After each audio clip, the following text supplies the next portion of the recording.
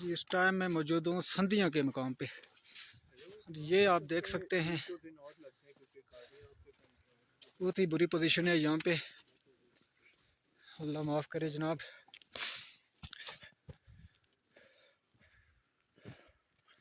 और खुदारा इस मौसम में मरीहा का रुख ना कीजिएगा। ये आप देखें बहुत ही बुरे हालात हैं इस टाइम यहाँ पे। बिल्कुल ट्रैफिक जाम है, कोई ज़रूरत नहीं है यहाँ से निकलने की।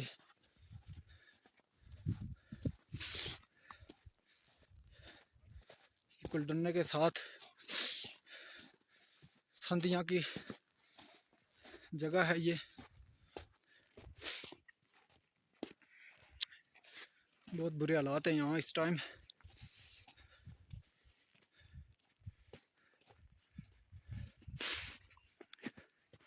ये रात से यहाँ पे ट्रैफिक जाम है।